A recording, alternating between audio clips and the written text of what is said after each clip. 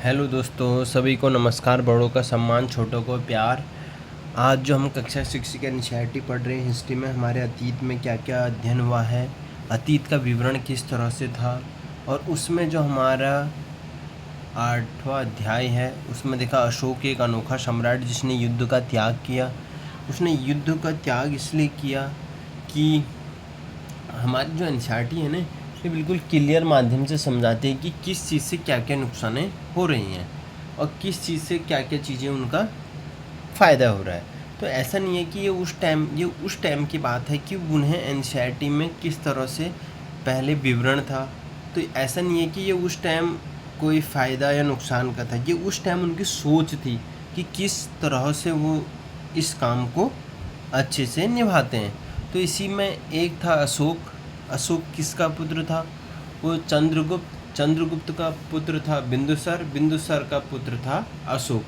तो अशोक ने देखा कि युद्ध करने से उनके जन मान हानि से लेकर और उनकी जो अपने लोग हैं, अब ऐसे तो नहीं है कि सभी लोग सैनिक में हों, तो कुछ लोग ऐसे रहते हैं कि जो सैनिक में न हो लेकिन उनके परिवार या रिश्तेदार या कहीं ना कहीं से जुड़े ऐसे लोग उनके प्रजा में सैनिक की तरह रहते हैं। अगर उनने बोला कि ये इस तरह से मारे जाएं तो वो परिजनों को खोएगा अपने। फिर कोई इस तरह से होगा कि वो अगर खुद ही युद्ध लड़ने के लिए वहाँ पर जाते हैं तो उनकी प्रजा का क्या होगा। तो ये उन्होंने देखा कि युद्ध में क्या होता है कि दोनों पक्षों का नुकसान होता है, चाहे वो हारे तो भी नुकसान होगा, चाहे जीते तो भी नुकसान। तो ऐसा नहीं है कि जीते वाले को नुकसान नहीं होता है, उसको भी अपना बहुत कुछ खोना पड़ता है। तो इसी और उस खोने के चक्कर में, उसे प्राप्त करने के चक्कर में कितने सालों लग जाते हैं। तो हमने भी देखते हैं कि चाहे जनपुंज की हो, चाहे वहाँ की व्यवस्था हो, चाहे सैनिक है, चाहे ऐसे, तो सैनिक तो दोबारा नहीं जोड़ा जा सकता, नहीं वो वाला सैनिक। लेकिन यह है कि वहाँ का जो है पूंजी जोड़ने में, वहाँ की अर्थव्यवस्था बनाने में, वहाँ के रोज़गार उत्पन्न करने के लिए, अपनी प्रजा को सही संभालने में काफ़ी समय लग जाता है। तो इसलिए इन्होंने कहा क्या, मैं युद्ध को त्याग दूंगा। तो इन्होंने देखा अपनी प्रजा के लिए अशोक के कुछ संदेश थे। इन्होंने लोग और जो लोग इन्होंने एक अच्छा कार्य ये भी किया अशोक ने कि जैसे जैसे लोग थे अगर पढ़े लिखे नहीं हैं, वो नहीं है, तो इन्होंने कुछ कर्मचारी ऐसे भी रखे हैं जो शिक्षित थे, और जो शिक्षित लोगों के उनको शिक्षित रूप से बताना, और जो नहीं है उन्हें समझाना। लोगों ने विरोध भी किया उसके बारे में कि कुछ पक्ष विपक्ष वाले रहते हैं। तो उन्होंने सोचा कि ये अगर इस तरह से करेंगे तो अपनी प्रजा को पूरा संदेश नहीं पहुंचा पाएंगे। लेकिन उन्होंने क्या किया, हर जगह यहीं पर कहीं पर अच्छा संदेश उन्हें लगा कि ये यहाँ पर लोग घूमने के लिए आते हैं, या यहाँ पर हमें ये चीज़ें अच्छे से करेंगे तो यहाँ पर लोगों की नज़र जाएगी, चाहे पत्थरों पे है। तो वहाँ पर भी लोगों ने क्या करे, अपनी लिपि में उन चीज़ों को अच्छे से प्रदर्शित किया कि अच्छे संदेश दिए। तो अपनी प्रजा के लिए कुछ अशोक के संदेश हैं। लोग विभिन्न अवसरों पर अनुष्ठान करते हैं। उदाहरण के लिए जब वे बीमार होते हैं तब उनके बच्चों का विवाह होता है और बच्चों के जन्म पर वह, और जब यात्रा शुरू करते हैं तो तब वे तरह तरह के अनुष्ठान करते हैं। ये कर्मकांड किसी काम के नहीं, इसके बदले यदि लोग किसी दूसरी रीति को माने तो वो ज़्यादा फलदायी होगी। ये अन्य प्रकार की रीतियाँ क्या हैं? ये हैं अपने दासों और नौकरों के साथ अच्छा व्यवहार करना, बड़ों का आदर करना, सभी जीवों को दया करना और ब्राह्मण तथा श्रवण को दान देना, और अपने धर्म की प्रशंसा या दूसरों के धर्म की निंदा न करना। दोनों ही बातें गलत हैं। हर किसी को दूसरे धर्म का आदर करना चाहिए। यदि कोई अपने धर्म को बढ़ाए या दूसरे के धर्म को बुराई करता है तो वह वास्तव में अपने धर्म को ज़्यादा नुकसान पहुंचा रहा है।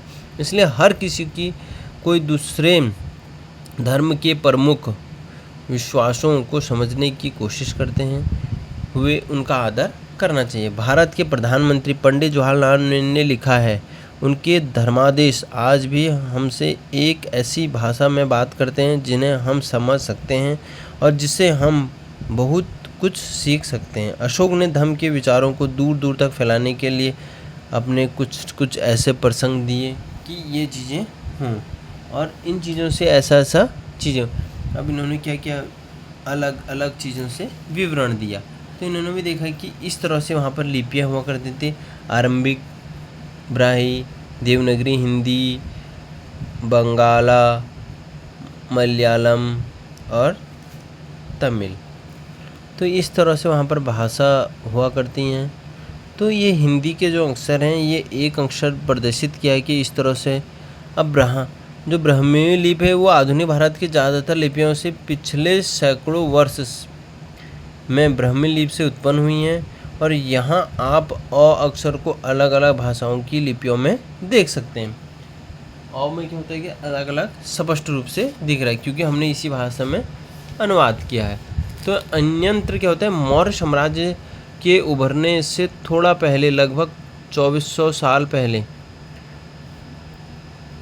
चीन में सम्राटों ने चीन की दीवार का निर्माण शुरू किया, और इनसे बनने का उद्देश्य उत्तर सीमा की पशुपालकों लोगों से रक्षा करना था। अगले 200 वर्ष तक इस दीवार का निर्माण कार्य चलता रहा, क्योंकि साम्राज्य की सीमाएं बदलती रहीं। यह दीवार लगभग 6400 किलोमीटर लंबी है तथा पत्थर और ईंट से बनी हुई है। इसकी ऊपरी सतह सड़क जैसी चौड़ी है। इस दीवार को बनने के लिए हजारों को काम करना पड़ा, और 100 से लेकर 200 मीटर की दूरी पर इस पर निगरानी के लिए बुर्ज बने हुए हैं। और पड़ोसी देश के प्रति अशोक का रवैया चीन सम्राटों के रवैये से कैसे भिन्न है। तो चीन की जो दीवार थी ना, ये इस तरह से थी, और ये इतनी चौड़ी थी कि इसमें कि आप देख सकते हो कि इसमें एक सड़क जैसी चौड़ी थी। कितना टाइम लग गया इसको बनाते बनाते, और इसको बनाने का पर्पज था कि अपनी सीमा की सुरक्षा करना। और इस सुरक्षा में क्या होते थे, बीच बीच में इन्होंने निगरानी के लिए बुर्ज बनाए हुए थे। ऐसे बुर्ज, अगर कुछ आतंकी हमला होता है या फिर कोई वहाँ पर राजा महाराजा कोई दूसरे राज्य में आने की कोशिश करता है, तो अपने बुर्ज में छुप के ये हमला कर सकते हैं। तो वे साम्राज्य राजस्थानी अधिकारी जैसे संधिवा प्रांत या धम्म कहते हैं। तो इस तरह से यहाँ पर हमारा ये टॉपिक आज समाप्त होता है।